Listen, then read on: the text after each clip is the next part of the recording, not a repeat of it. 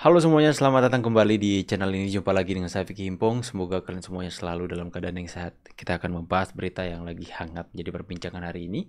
Salah satunya soal bagaimana seorang Aguan teman-teman ya yang jadi viral teman-teman karena Aguan ini kayak masuk jebakan Batman. Dia mengatakan bahwa menjaga nama baik Presiden Pak Jokowi waktu itu soal investasi di IKN dan sebagainya, dan kemudian dipelintir di kolak-kolak oleh media tempe teman-teman. Kalian tahu media ini adalah media yang mengajukan proposal kepada Pak Jokowi. Pemerintahan Pak Jokowi akhirnya ditolak dan mereka pun menyerang, memfitnah dengan segala macam dusta mereka teman-teman. Semoga kalian cepat mendapatkan karma kalian ya. Dan kali ini Agun memberikan sebuah pernyataan soal bagaimana katanya investasi-investasi yang ada itu hanya jaga nama baik Presiden Jokowi dan sebagainya teman-teman. Tapi kita lihat balasan atau ya seketika saja mendapatkan ya balasan. Coba kita lihat, saksikan. Hai netizen, salam sehat, salam bahagia, salam waras ya. Kita melihat viral tentang Pak Agwan dari bos grupnya Agung Sedayu yang kita lihat dieksploitasi oleh Tempo. Setelah publikasi wawancara eksklusif terkait keterlibatan Agung Sedayu Group dalam pembangunan Ibu Kota Negara atau IKN Nusantara. Nah netizen, kesalahan yang paling besar dari Pak Agwan itu hanya satu. Apa itu? Dia mau diwawancarai oleh Tempo. Tempe. Itu saja kesalahan. Kenapa mau diwawancarai oleh Tempo? Kita tahu bahwa reputasi Tempo selalu menyerang pemerintah, Yes, apapun pasti terutama akan dipelintir. Bapak Jokowi. Kita juga tahu di Tempo itu adalah gerombolan para pembenci Bapak Jokowi. Emang ya, Menurut yang saya diabal-abal. tidak ada yang salah dari maksud baiknya Pak Agwan yang mengungkapkan bahwa ya saya harus menjaga nama baik mukanya presiden. Ya, siapa sih yang nggak tahu Pak Agwan orang baik? Dialah yang membangun Yayasan Suci di PIK 1, PIK 2. Dan kemudian kita juga dengar bahwa mungkin dari pemberitaan ini kita bisa mengetahui bahwa serangan-serangan terhadap Pak Jokowi semakin hari semakin gencar hari-hari ini. Karena mereka sadar bahwa Pak Jokowi sekalipun nggak menjadi presiden, itu pengaruhnya sangat kuat, masih begitu kuat. Jadi mereka tidak membiarkan Pak Jokowi itu tenang begitu saja. Makanya muncul serangan. Pokoknya di saat ada kesempatan saja mereka langsung menyerang Pak Jokowi dengan segala macam fitnahan mereka.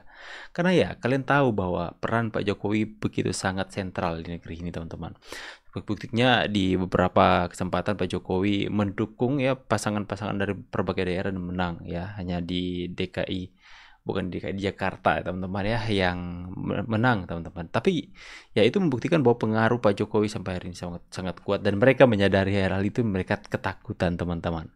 Ya mereka ketakutan, apalagi Gibran semakin hari banyak fansnya. Coba kita lihat sekian dulu. Nah ini. Wow, para naga berkunjung ke rumah Pak Jokowi. Itu media tempe, masih laku apa enggak ya? Jadi dia mengatakan hal yang tidak mengaitkan Pak Jokowi dengan mereka yang dijuluki dengan 9 naga di salah satu ada pemilik Lipo Group, keluarga Lipo Group yang sangat menjadi salah satu yang terkaya di Indonesia teman-teman ya. Dan akhirnya mereka berkunjung kepada Pak Jokowi di tengah isu fitnahan dari media tempe kepada Pak Jokowi atas pernyataan dari Aguan tersebut teman-teman ya. Ini dia ya, makin sakit hati tuh tempe teman-teman. Kita lihat di sini komentar pada netizen. Di antara yang ketemu Pak Jokowi yang bapaknya Al siapa ya? Sehat selalu Pak Jokowi dan keluarga. Mana tuh media Tempo? Sehat selalu Pak Jokowi. Ya. Setuju baru Tempo jadi tempe dan tempe. Majalah tempe lenyapkan. Itu mereka nggak menyadari bahwa mereka bakalan anjlok sih. Ini jawaban Golkar setelah disindir Megawati karena dianggap musuhi PDIP. Guys, jadi Megawati itu kan diundang ke acara HUT Golkar ke-60. Tapi ya, masa Megawati malah merasa dijahati sama Golkar selama ini? Soalnya Megawati tuh bilang, kayak Golkar dan partai lain tuh musuhin PDIP. Otomatis, kaget banget tuh Megawati karena dapet undangan HUT Golkar. Tapi ya guys, Wakil Ketua Umum Golkar, TB Aceh Hasan langsung ambil bicara tuh. Dia jelasin, Golkar tuh gak musuhin partai manapun, termasuk PDIP. Ya soalnya dukungan PDIP dan Golkar berkoalisi. Masa dimusuhin? Bagi Aceh, semua partai itu bekerja sama bangun negara. Guys, menurut kalian emang bener ya guys hubungan Golkar dan PDIP itu nggak bagus? Apa cuma perasaan Megawati aja tuh? Ini jawaban. Hasto ditahan, Megawati pasang badan. Anak-anak jenderal yang belum follow aku ini guys, di follow dulu ya guys.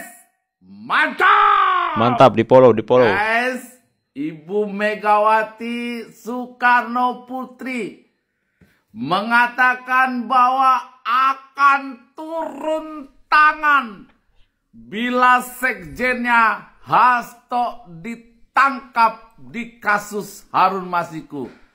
Maksudnya kayak mana? Mau melindungi koruptor gitu maksudnya? Biarkan proses hukum saja yang berjalan. Ini keras ini Bapak ini loh. Takut sama takut ya. Kalau memang dia tidak bersalah, gak usah takut. Hadapi saja proses hukumnya. Gak usah pakai turun tangan segala. Turun tangan mau ngapain gitu loh. Aku heran guys. Ya, gak usahlah pasang-pasang badan. Kalau yang namanya korupsi di Indonesia harus diberantas.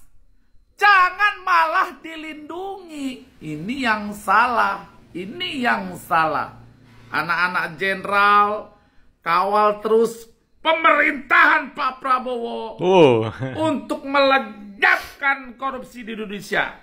Bum, bum, bum, meledak bom.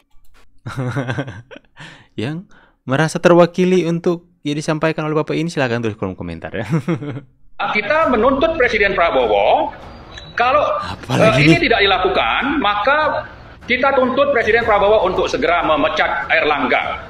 Pasti rakyat akan berada mendukung kebijakan Presiden Prabowo seandainya ya kejahatan sistemik yang sudah memakan korban di proyek kedua itu bisa. Kaum-kaum pembenci pemecah belah bangsa ya. Kelompok kecil yang berisiknya minta ampun, udah kayak lalat saja di tengah-tengah tempat sampah teman-teman ya. Mau memerintah Presiden Pak Prabowo untuk memecat Airlangga, mau mengatur presiden. Kalian siapa? Aduh. Apakah Anda mau menggantikan Pak Airlangga dengan begitu ya? Atau mau masukkan toko idola Anda, Rifli Harun?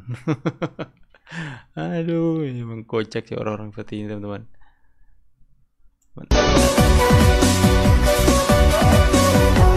Nah ini ya, Bos Lipo Group dan Bankir Indonesia kunjungi Jokowi di Solo Jumat 13 Desember 2024. Nah kan, Bos Lipo Group gitu loh, Mukhtar Riyadi dan keluarga kunjungi Presiden Jokowi, Wakil Presiden Jokowi di Solo.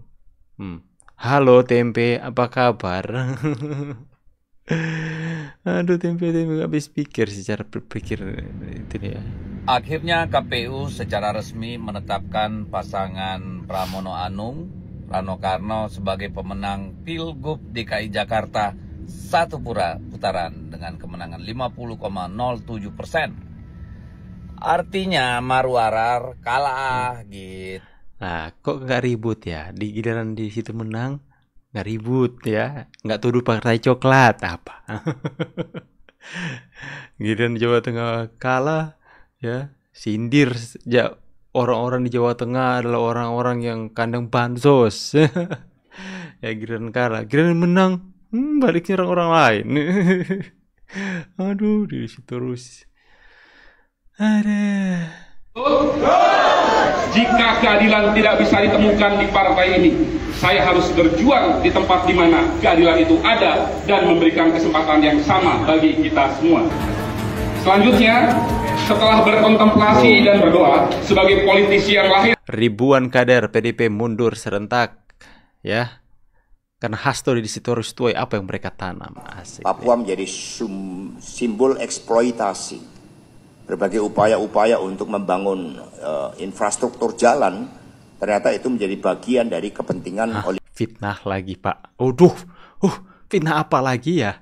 Ya, jalan Papua dibangun, Anda bilang itu eksploitasi sumber daya alam. Lantas mau Anda apa?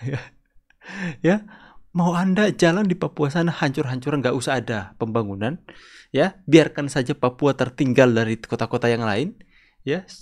Giliran Papua dibangun oleh Pak Jokowi, Anda memfitnah, itu eksploitasi. Aduh, memang Bapak, ya, PDIP, Anda penyebab kehancuran PDIP, Pak Hasto. Waduh, gimana ini teman-teman ya?